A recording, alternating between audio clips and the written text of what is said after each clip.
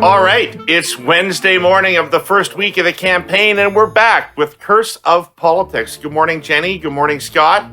Morning. All right. And to NTV, Nick Taylor-Vasey from Politico. Woohoo. How are you, Nick? I'm tired. I haven't slept more than 5 hours in 5 days, but I'm extremely excited to be here. You know who has no sympathy for you? Jenni Byrne has no sympathy for you. Jenni Byrne does not feel that anybody who should be complaining about 5 hours sleep in an election, right, Jenny? Agreed.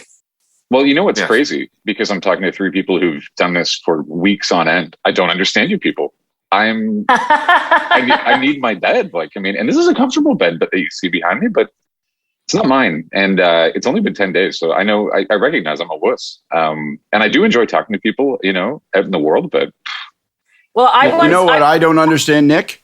You know what I don't understand? If that bed is so comfortable, what kind of a mutant are you? It looks to me like it's been made. You have made your bed. It's 6:30 in the morning. That means you got up in a hotel and made your bed. Are you that guy? Because you're Dexter. That's a psycho killer move.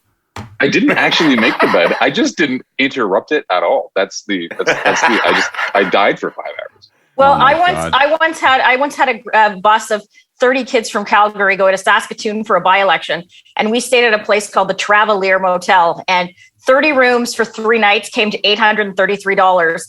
And when we went to pay for it, the guy's like, "Ooh, on one credit card, aren't you fancy?" Awesome. Nick, I don't know what you're going to say to us this morning, because yesterday looked to me like a day that made me think that the parties think there's too many days in the election campaign, because nobody did anything that could possibly be interpreted as trying to affect the outcome of the campaign yesterday. What did you see? Yeah, I saw no new announcements. The Prime Minister, Liberal leader, got to be proper, announced his childcare plan, which he's announced already several times in several provinces, and said nothing new. Nobody put anything big or bold out on the table. And then I guess everyone was just waiting for the surprise election at the end of the night in Nova Scotia that, appropriately has people talking. The Prime Minister is going to wake up in Vancouver today, and that's something he's going to have to deal with. There are now 2 Liberal governments in provinces across Canada, 8 Conservative or, right-leaning governments, and a Trudeau in Ottawa. So, that was the punctuation mark for sure. Yeah, it was super interesting. And what's going on today? Do we have any hope for a more interesting day today? Well, possibly, because Aaron O'Toole is spending time with airplanes. But let's save that for like toy ones in the tub. Are we going to get more alluring photographs of him? Here he is with bubbles strategically placed. He's going to be, I assume, making an aerospace announcement, because he's going to a hangar in Quebec City. But he's ending the day at a rally of some sort, or like an event with supporters at a bar that I'd never heard of.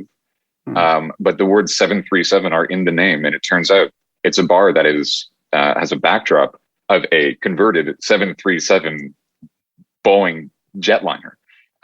So those are visuals for a navigator who likes airplanes. It's a very novel idea. We've never seen politicians go into Quebec and promise money to the aerospace industry before. How do we think that will work? What's next? The arts? Jesus. Nick, what do you got? And then we have Trudeau in Vancouver. So he's making an announcement at Canada Place. I'm going to guess, wild guess, climate change related. I'm going to guess Trudeau's going to say, vote for us because we're the ones who can save this province from disaster after 6 years of, I guess, action, saving, real change. And then Jagmeet Singh is in. He's also he's still in British Columbia. He's talking affordability. So and that that's what Abacus Data told us in our newsletter yesterday was the issue of the election. So perhaps Jagmeet Singh will be the one to win the day. Housing. He'll be all over housing in BC. Makes sense. Yeah. Yep. And enemy Paul's in Toronto because she's not leaving Toronto. No kidding. You know what? How about you just tell us when she moves? Yeah. She's sort of going intersection to intersection in downtown Toronto. Big screw up at the Green mean that campaign kinda- yesterday. She went to a coffee shop in Don Valley West. They corrected that immediately. All right, brother, go get some Zeds before the day starts. Can I interrupt our flow with one shameless plug for our cool newsletter? Oh, yeah. Yeah. Yeah, so we do this thing called the Playbook that I've mentioned already, and I will mention every single time I'm here. But we have a fun new thing. So it's a free And it's out early. I newsletter. read it this morning already, and it's great. Yeah, 6 a.m. Can't get much earlier, but people can now subscribe very easily by going to politico.com/Ottawa. Everyone's going to want to be mentioned in this thing, so might as well sign up and read it. So when you see your name, you're not surprised. It's brilliant. It is like when people write a political book, the key is to use as many names as possible and to have an exhaustive index. Because the only way you're going to sell any books is by people finding that they're in it and they decide to buy it because they're in it. So Playbook is brilliant like that because you mention 100 people a day. That's right. And we put their names in capital letters and we bold them. I like the bolding. Exactly. The bolding kind of So jazzes me. Everybody out there in Canadian politics, check out Playbook just to see what they're saying about you. Couldn't have said it better All myself. right. Thanks, Nick. Thanks, guys. Thanks. So, quick polling update, folks. Yeah.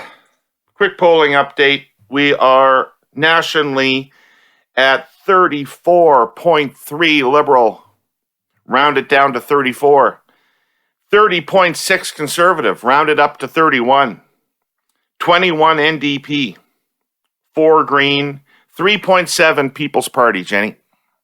Well, they're kind of hovering on most of the polls at 4%, which is this is what's going to determine whether Mad Max makes the debates. Right. That small bit of tightening appears to me to be a product of Alberta and Saskatchewan reverting to form. There's no movement in Ontario. Okay. But the Conservatives are up over 50, maybe 60 in Alberta and Saskatchewan again. Well, that's good news. That's very good news for Aaron because there was a concern going into the election. But should we be paying attention to these polls because David, Nova Scotia, every pollster got it horribly wrong. Well, yeah, I think certainly the polls picked up the momentum that the Conservatives had and the negative momentum that the Liberals had, but nobody ever showed the Conservatives ahead of the Liberals. And there was, a lot of votes cast weeks ago when the Liberals were riding quite high in the polls. So I agree with you. I don't know what happened there in the polling, whether it's just something that the small number of polls that were being done missed, or I'm not sure. But let's talk about that result. Yeah. Because everybody's going to be chewing over this today. So, Jenny, you want to start off? What do you think about it? Well, so here's in no particular order. I think that it should be concerning to the Liberals, not for reasons that I think it's going to, the Nova Scotia results or the issue set are going to transpose right across the country. I put out a tweet yesterday saying I think the Liberal war room should be concerned. And this puts the wind in the Conservative sails, which it does. And I got so many people responding to me, well, you're so fucking stupid. You don't understand that Nova Scotia is not like the rest of Canada. No shit, Sherlock. Of course I fucking understand that. But the fact of the matter is this is the first incumbent government that has not had that has not been reelected or reelected with a bigger mandate. Take away Saskatchewan. They're kind of they were the anomaly in the other 4 elections that they had. So it's got to be concerning that it's that the pandemic seems to be over. People are willing to make a change. That being said, Tim Houston did campaign. He was as arm's length as one could get away from the federal party. Justin Trudeau is not Ian Rankin. Ian Rankin turned out to be a liar. He announced 2 DUIs. He kicked out a candidate and for posing in boudoir shots and said that she had mental illness problems. And then he hid for the rest of the campaign. There were also issues where, you had a lady who spent 7 hours in her driveway waiting for an ambulance. So there were some defining issues that I don't think Justin Trudeau has. But I do think that it's got to show them that they got to pick up their pace. Scott? Well, Or I could go. I've got something to say if you want to wait. No, I got something to say, David. My name's Scott Goddamn Reid. I got something to say, okay? I was born with a rattle and something to say. Look, I just thought Jenny and I had disturbed you in the middle of some reverie there for a second. Well, I would just finish. This is usually the time I set aside to read scripture, so there it is disruptive. I'm just really frustrated. And shake my head at all these people who are emailing Jenny saying you don't fucking understand. Because I know that Nova Scotia isn't the same thing as the federal map. And I know there's lots of unique factors that happened in the province. But this should be I would argue this should be a welcome rush of shit to the heart of the Liberal campaign at the federal level. They should look at this and go, ooh, if we didn't listen to David Herle yesterday, maybe we'll listen to the people of Nova Scotia last night, and we are going to pick up our game. Because I'm telling you right now, this is a B fucking, A fucking, D fucking, bad fucking omen. It is.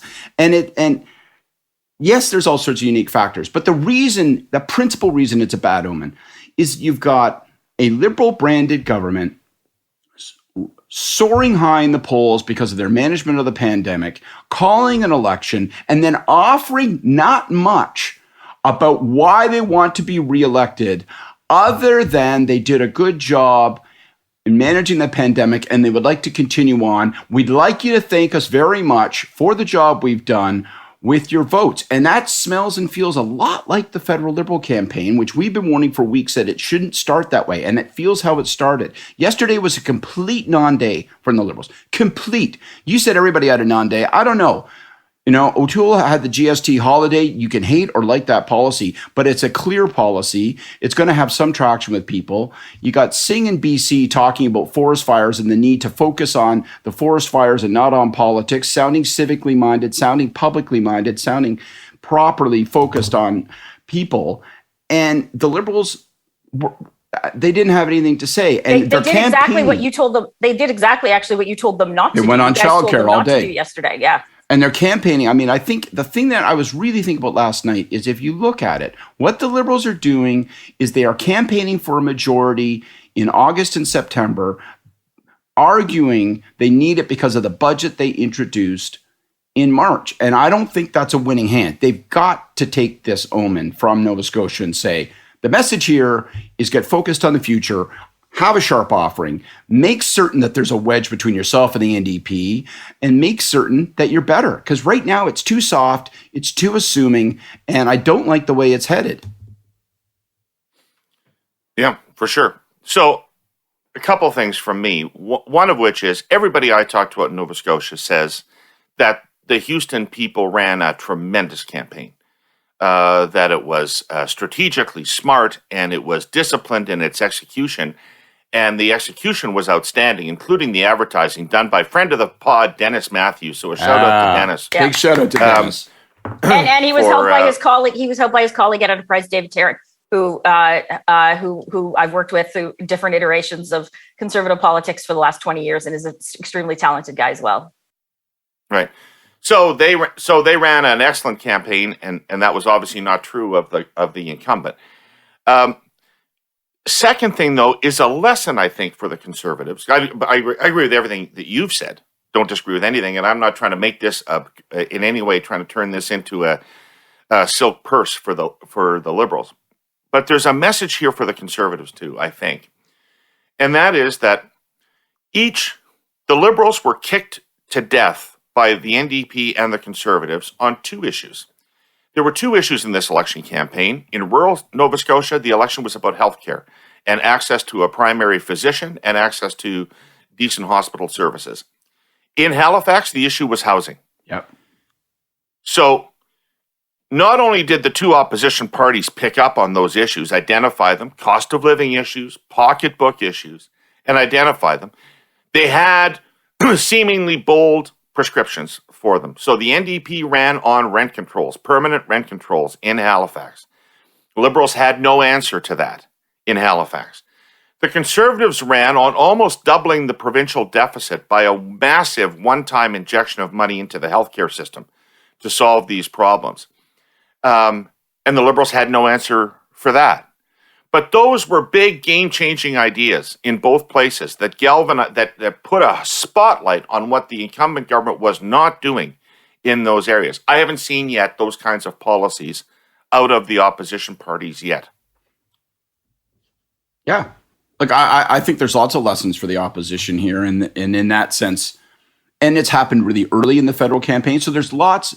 Like, I'm not being facetious. I literally think, I hope it's a welcome rush of shit to the heart for the Liberals, because there's all sorts of time to take some cues and say, here's what is relevant to the federal campaign. Here's what's not. Here's the lessons that we should adapt.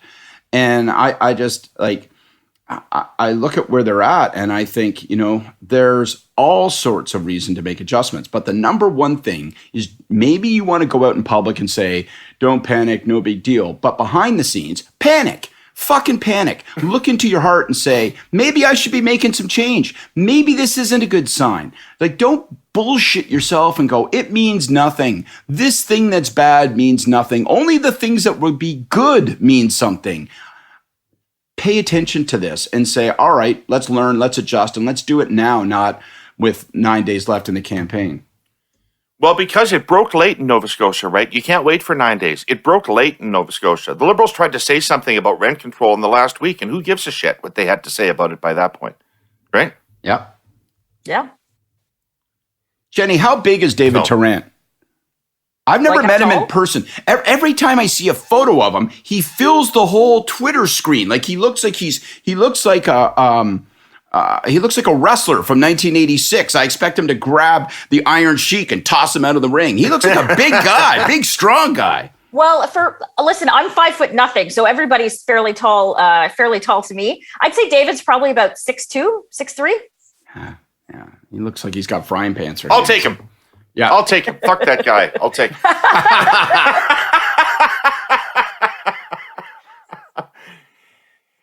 Okay, election 44 is on.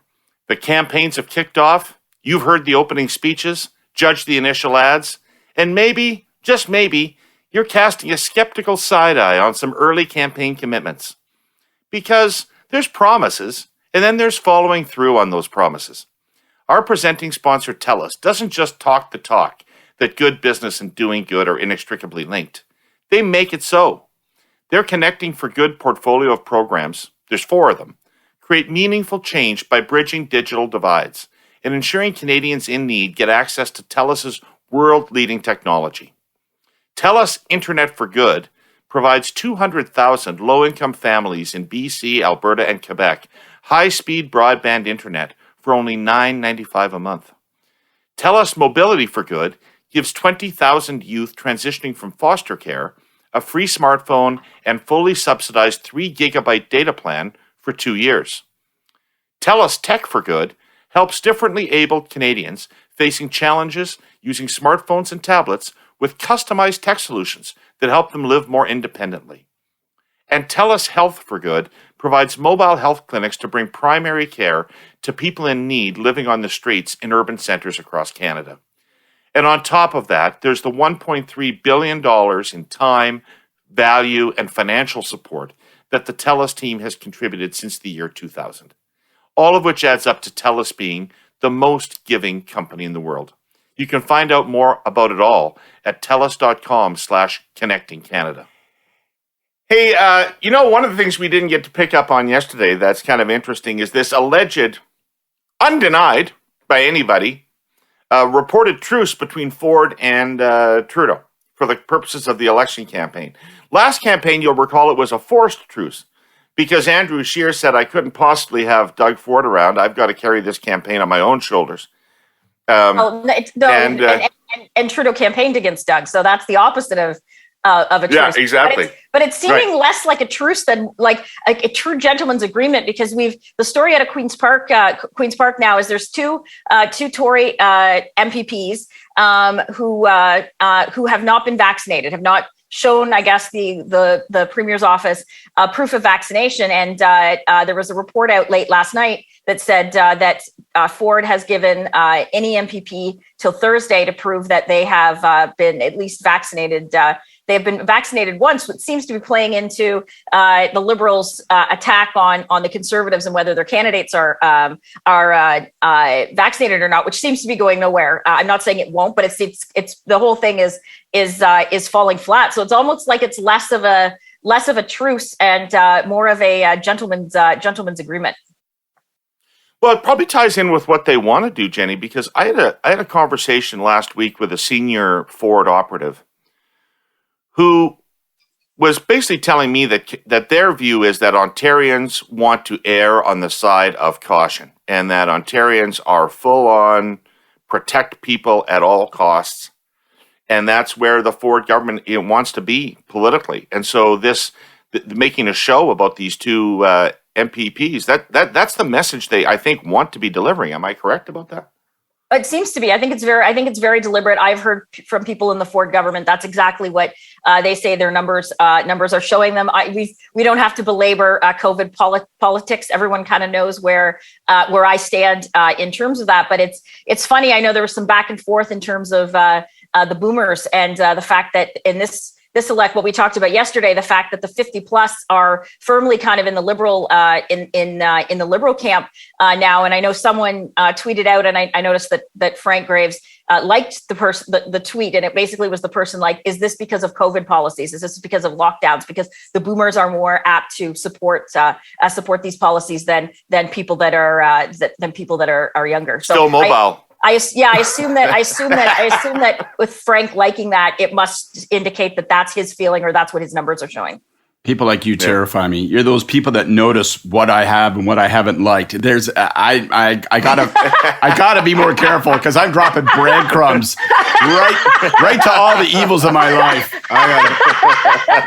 You goddamn type out there. I got two things about the truce. First of all, the truces of this sort, they operate best in the dark, not in the light. So it's a bad thing that it's being discussed, which almost certainly heralds its demise once it's openly discussed. Second, they operate on mutual interest. And it's not obvious to me that their interests are going to continue to be mutual throughout this campaign. And in particular, because of that, and people probably think we're being too damning, but it's out of love. It's out of love that we're asking you to correct yourself, Liberal campaign. And I think with this soft start, I look at what's going to happen at Labor Day. If COVID cases continue to rise, if there's anxieties as kids go back to school, and I know it's only a short window between the return of kids in school and Election Day, but that's still a few days, man. And if we see cases rise and the Liberals are not doing what they need to do, they will for sure pick Doug Ford up by the lapels and swing him around the federal campaign for obvious and strategic purposes. Last thing is, how do these, have you guys ever struck? If the Liberal lead in Ontario drops below 10 points, Ford is emerging in the Liberal campaign. There's no question about it. There's no question. In your advertising, in your daily messaging, you want to drive the news. Conflict will get the kind of reporting that the announcements we've seen so far do not.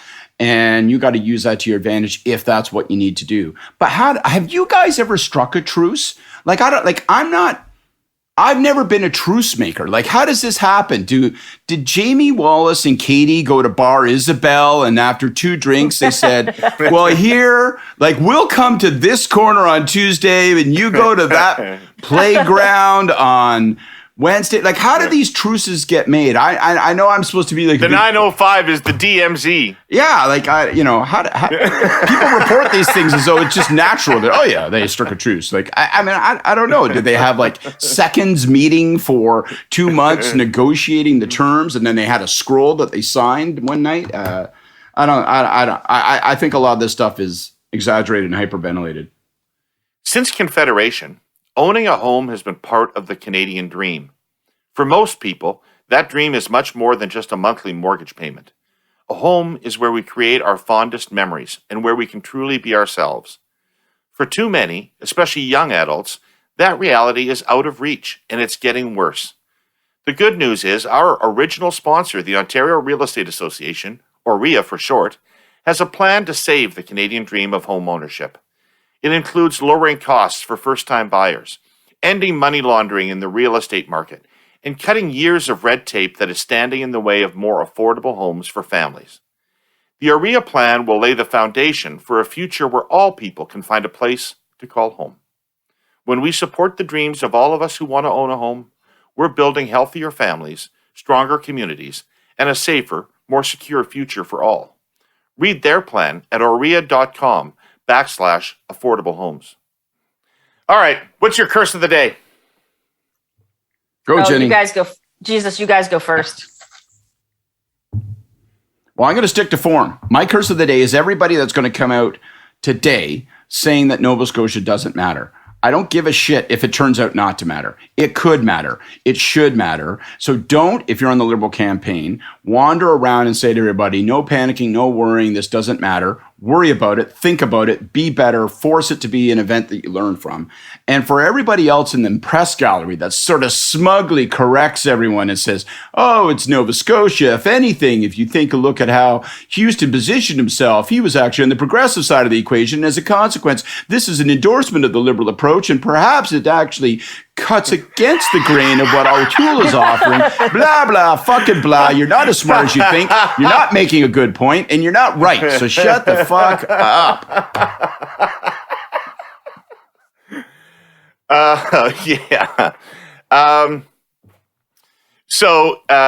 Yeah. My curse is just a general observation for provincial Liberal parties all across the country that, among many other things that can be signified by the election last night, it does to me indicate that perhaps the historic trend of federal Liberal governments resulting in the defeat of provincial Liberal parties is well on its way. It's not a Liberal thing. It's whatever party's in power federally starts to lose power provincially. And vice versa. So I think that it may signal that it's going to become a tougher and tougher marketplace as long as the federal Liberals are in power for provincial Liberals to win elections. Jenny? Well, my observation is it is kind of a curse, but it's an observation. I go to all the parties. We have to watch you guys for 33 more days. Please make things more interesting. Trudeau was cliche in his announcing the daycare announcement, as Nick said, for the 18th fucking time. Kids behind him. And then he started talking that shit that everybody hates. The she session, and then a she recovery. That's a new one. That's a whole new one. Nobody talks like that. He looks like a lunatic when he says that. And Aaron O'Toole came to Toronto to go to ballroom to ballroom. So please make things a little bit more interesting for all of us that are watching the election, because if you make it interesting, you will actually get more coverage. So I guess I'm saying to all of the campaigns, I know it's the first week. I know that there's, this is the first time a federal campaign has been held with COVID protocols. I know that it is in the dog days of summer, but come on, step up your game, everybody. Excellent. Well, I agree with you 100%. But you made me think about something. I just want to touch on this before we break up, because I was thinking, oh Christ, the Liberal advertising is wallpaper too. And then I remembered the Conservatives have put out a negative ad, and I saw it on TV yesterday watching the Power and Politics or the Nova Scotia election results. God, I don't know what I was watching. But in any event, I saw this ad about a boxer who I suppose is Trudeau as a boxer, and he's punching through this glass, and every punch is a signification of a terrible thing that's going on in Canada or a terrible Liberal policy. Have you seen this ad? Yeah. I have. I actually thought it was reasonably effective. I'm interested to know what you thought. Okay, go ahead. Well, no, I thought the visual of it was effective, and I thought the messaging was crystal clear. I heard it. Now, maybe I don't agree with all that, but I think there's lots of voters who might agree, and so I thought it was clearly understandable, and the visual was affecting. So I think it was the best ad of the campaign so far. I'm not sure how much I like it. I'm not sure how much I like it. I haven't decided yet. What I liked about it was the issues that it hit. I'm not sure the box saying that Trudeau's Housing. a boxer, like have a like a good looking guy. I think that image of him is positive for him. But I thought that it was the issues. Finally, they were talking about the issues that we've talked about here that are starting to become top of mind. They talked about interest rates. They talked about housing affordability. They talked about skyrocketing debt, and so. I think that it will be an effective ad in that regard. It's also a very dude-centric ad. That ad is not really appealing to the the elusive, mythical suburban. You don't think it's a she ad, and therefore you're not in favor of it here on our she pod. I thought you took that. By the way, it's clearly not Trudeau in the image because it's a blonde guy. It's kind of flabby and sumac-y and sloppy looking. It looks like me. I thought maybe they made the guy flab. I thought maybe they made Trudeau flabby on purpose. I didn't even notice that. You guys have paid a lot more attention to the boxer in this ad than I did. Me and Aaron O'Toole are pretty dialed in on body. Okay, so I hope there's more of that. Oh. All right. Thank you two for another great morning. Thank you to all of our listeners this morning. Thank you to our presenting sponsor, TELUS, and to the Ontario Real Estate Association for their support of this podcast today. Thank you to Nick and to Politico. Check out Ottawa Playbook. And thank you to our friends at EKOS and Frank Graves for their daily tracking. And we'll see you tomorrow morning with more Curse.